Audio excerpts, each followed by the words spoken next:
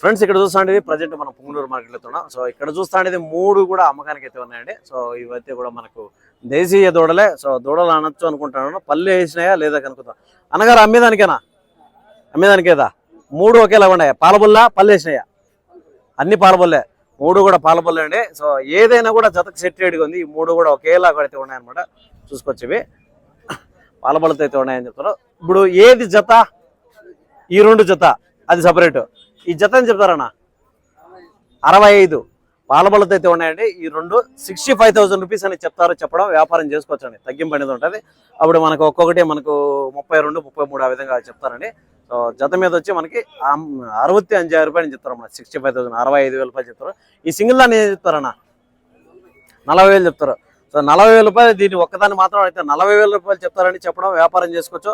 So ఇక్కడ నుంచి మీరు అయితే తీసుకున్న తర్వాత పనికి మరుపుకోవాల్సి వస్తుంది. కొన్ని అయితే పనికి పోయేటివి ఉంటాయి, కొన్ని ఈ సైజు ఉండేవి, కొన్ని పనికి పోకపోవచ్చు.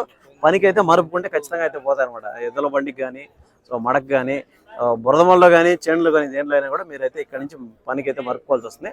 సో ఇవైతే అమ్మకానికి అయితే ఉన్నాయి. సో దీని అయితే 40,000 చెప్పారు. దీనిలో అయితే ఒకటి 35,000 అని చెప్తారు. చెప్పడం వ్యాపారం అని చేసుకోవచ్చు. ప్రజెంట్ మనం పుంగనూరు మార్కెట్లో అవుతున్నాం.